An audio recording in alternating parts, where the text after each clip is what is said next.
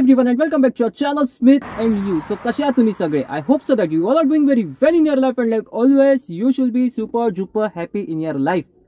आजचा जो टॉपिक आहे तो खास करून आहे की भरपूर जण मला विचारतात की भाऊ ओला, उबेर की रॅपिडो तीन कंपनीपैकी कोणत्या कंपनीमध्ये आपण गाडी चालवायला पाहिजे. तर आज हा जो डाऊट आहे तो मी क्लिअर करणार आहे. त्याचबरोबर एक कॅन्सलेशनवाला इश्यू झालेला तो पण मी तुमच्यावर शेअर करणार आहे, म्हणजे तुम्हाला एक्झॅक्टली कळेल की कस्टमर्स कसे असतात या लाईनमध्ये. तर सगळ्यात पहिलं डाऊट तुमचा क्लिअर करतो की ओला, उबेर आणि रॅपिडो. तर ह्या तीन कंपनीमध्ये मी कोणती कंपनी सिलेक्ट करतो ते मी तुम्हाला क्लिअरली सांगणार आहे. बघा या तिन्ही कंपनीमध्ये ठीक आहे, जी कंपनी आपल्याला सगळ्यात चांगला रेट देते त्या कंपनीबरोबर मी माझा दिवसचा सुरुवात जी असते ना आपली स्टार्ट तो मी करतो. आणि त्यानंतर मला जसं जसं जिथे जिथे बुकिंग ज्या ज्या कंपनीची बरोबर वाटते, म्हणजे मला रेट त्या कंपनीचा जास्त वाटतोय, तर तीच बुकिंग मी ॲक्सेप्ट करतो. मग ती ओला पण असू शकते, उबेर पण असू शकते किंवा रॅपिडो पण असू शकते. त्याचबरोबर सेकंड हे सगळ्यात मेन गोष्ट आहे जी लोक आहेत ना इकडे मिस करतात. इन्सेंटिव्ह जर कोणती कंपनी देत असेल, जर ओला मला इन्सेंटिव्ह देते तर मी ओला बरोबर चालवतो. जसं काल मला ओलाने इन्सेंटिव्ह दिलेलं 2 बुकिंगवर 200 रुपये घेतले, 2 बुकिंग मारले, 200 रुपये भेटले. त्याचबरोबर आज जे इन्सेंटिव्ह आहे ते खास करून आहे उबेरमध्ये. ट्यूजडेपासून सॅटर्डेपर्यंतचा स्लॅब आहे, 10 बुकिंग केले तर 700 रुपये आपल्याला भेटणार. तर जर मला ह्याच्यात इन्सेंटिव्ह भेटते तर मग मी त्या कंपनीबरोबर चालवणार. रेट कुठे ना कुठे छोटा मोठा जरा पडलेला जरी बुकिंगमध्ये भेटला तर आपल्याला इन्सेंटिव्ह कंप्लीट केल्यावर 700 रुपये किंवा 200 रुपये भेटत आहेत.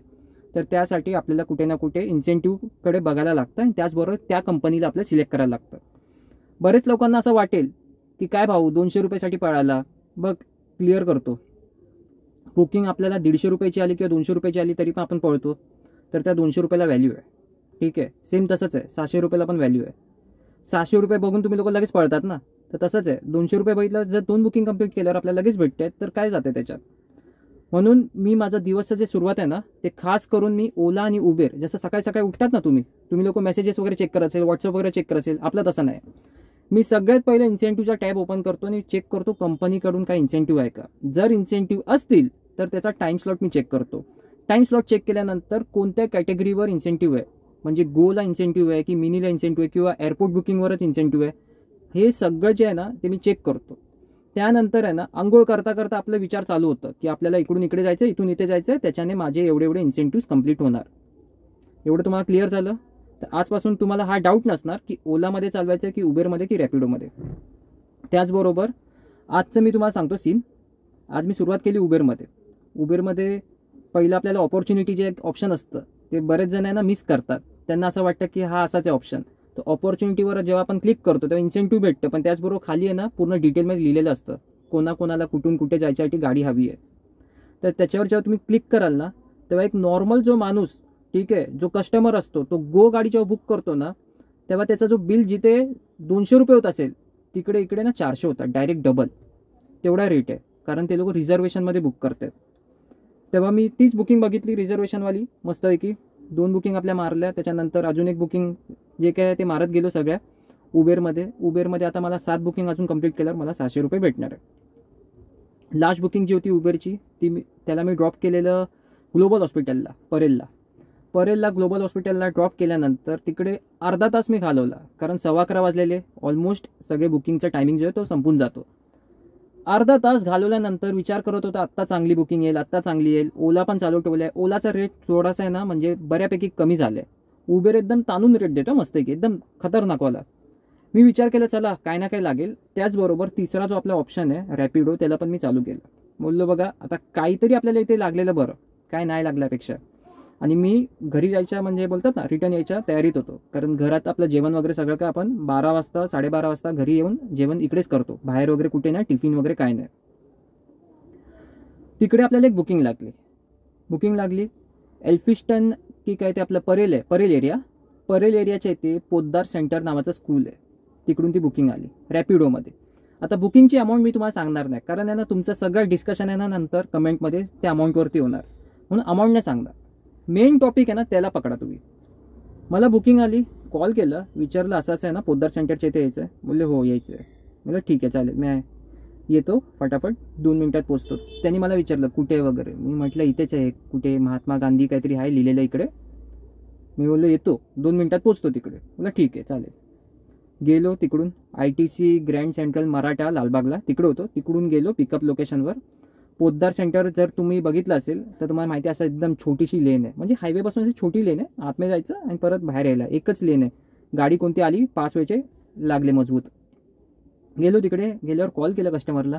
कस्टमर सांगतो या नंबरवर कॉल कर, या नंबरवर कॉल कर. त्याला कॉल करायच्या आधी समोरून त्याचा कॉल आला. बोलतो डेफीच्या इथे घे. डेफी त्याचं काहीतरी शॉप होतं, कर्टन्स आणि पिल्लोस वगैरेचं शॉप आहे. मी म्हटलं ठीक आहे चालेल. घेतली रिव्हर्समध्ये गाडी.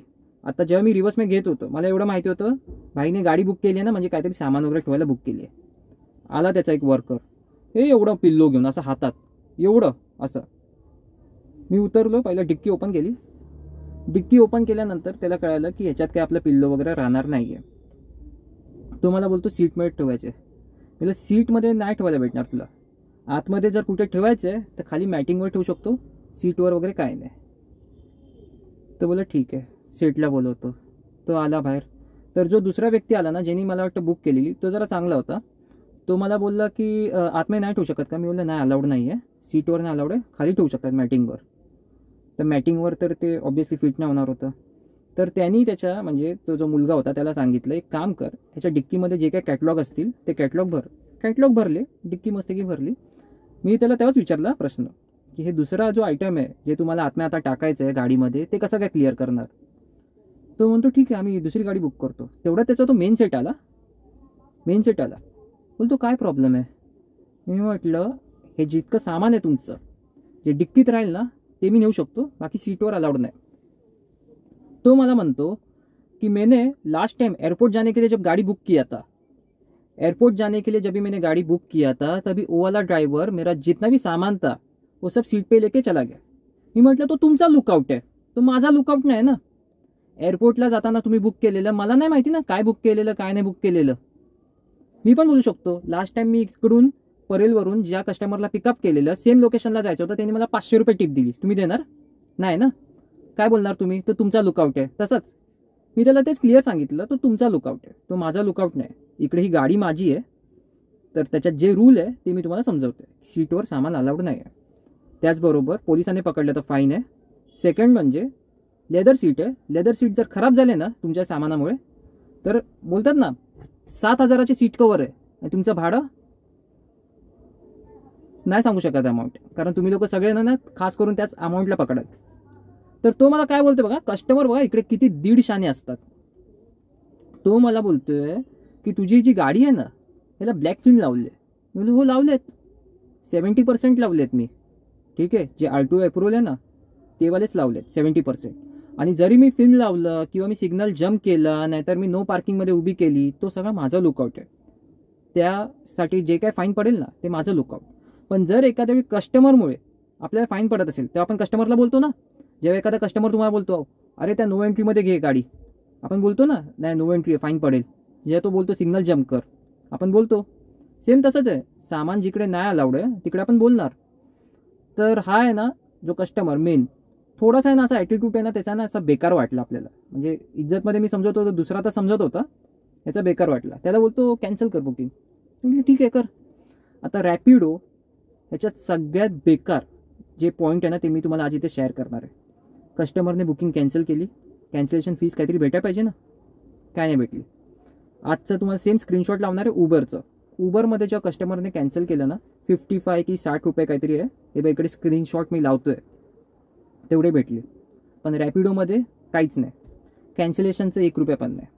कस्टमर गरीब कस्टमर म्हणतात ना, एवढं मोठं शॉप चालवून पण एकदम गरीब की त्यांना छोटीच गाडी बुक करायची. पोर्टर ऑप्शन आहे, भरपूर ऑप्शन आहे, पण कसं आहे 100-200 रुपये अजून वाढणार ना बिलमध्ये, नाही करू शकत ना बुक. त्याचबरोबर यांना माहिती आहे कॅन्सलेशन इकडे केल्यानंतर आपले कोणतेही पैसे वगैरे नाही जाणार आहे. बिंदास हे लोक रॅपिडो बुक करतात. तर रॅपिडोमध्ये हा सगळ्यात बेकार पॉईंट आहे की कॅन्सलेशन जर कस्टमरने केलं ना तर आपल्याला पैसे नाही भेटणार. त्याचबरोबर तुम्ही जर 2दा-3दा कॅन्सल केलं ना, बुकिंग आले तुम्हाला कॅन्सल केलं, त्यानंतर तुम्हाला काही करून ती बुकिंग ॲक्सेप्ट केल्यानंतर तुम्हाला त्या लोकेशनवर जायचं आहे, तुम्ही डिरेक्टली कॅन्सल करू नाही शकत, तुमचं कॅन्सलेशन स्टॉप होतं. ओला उबेरमध्ये तुम्ही कस्टमरला पिक करायच्या आधी तुम्हाला असं वाटलं की नाही बाबा कॅन्सल करायला हवं तर तुम्ही करू शकता, अनलिमिटेड टाईम. इकडे 2दा ते 3दा वॉर्निंग येते तिकडे, पण असं नाही की नाही येत, पण इकडे ना बिना वॉर्निंगचं हा सगळ्यात जास्त बेकार पॉईंट आहे. जेव्हा तुम्ही त्या कस्टमरच्या लोकेशनवर जातात गेल्यानंतर तुम्ही त्या कस्टमरला कॉल लावणार, तो नाही येत असेल तर 5 मिनिटानंतर रॅपिडो तुम्हाला ठीक आहे कॉन्फरन्स कॉलवर घेणार, आणि कॉन्फरन्स कॉलवर घेतल्यानंतर मग त्यांना असं वाटतं की कस्टमर जर नाही येते तेव्हा ती बुकिंग कॅन्सल होते आणि त्याच्यानंतर तुम्हाला 20 रुपये भेटतात. तर विचार करा, हे रॅपिडोमध्ये हा एवढा प्रॉब्लेम आहे कॅन्सलेशनमुळे. जर कस्टमर चांगले भेटत असतील तर काम करायला काही प्रॉब्लेम नाही. तर इकडे मी तुम्हाला क्लिअर सांगणार की हा कॅन्सलेशनचा फंड आहे, आणि असे कस्टमर्स असतात इकडे की जे म्हणतात ना की ज्यांना छोटा हाती बुक करायचं असतं, पण छोटा हत्तीच्या जागेवर जेव्हा त्यांना एवढी चांगली ऑरासारखी गाडी येते तरी पण त्यांचे विचार आहेत ना ते छोट्या हातीवालेच आहे. तर ह्यांचे विचार आपण कधी चेंज नाही करू शकत. तुम्हाला असे कस्टमर्स जर भेटले असतील तर तुम्ही कमेंट सेक्शनमध्ये कमेंट करा. रेट जो आहे तो मजबूतवाला आता चालला आहे, कारण पावसाळा वगैरे चालू आहे. तर तुम्हाला माहिती आहे आता सर्च प्राईस जी आहे ती चालू होणार आहे. जेवढं जमेल, जितकं जमेल ना तुम्हाला तेवढं खेचा, जेवढं जमेल तेवढं खेचा, जितकं जमेल तितकं तुम्ही खेचाल, तेवढंच आहे ना आता तुम्ही कमवून ठेवाल मस्तपैकी. आजचा जो व्हिडिओ आहे हा इकडेच बस झाला एवढा. This is Smith signing off from my channel Smith and you. So bye, take care, keep smiling, be happy, drive safe and be safe. जय हिंद, जय महाराष्ट्र, जय शिवराय आणि जय मनसे. बाय.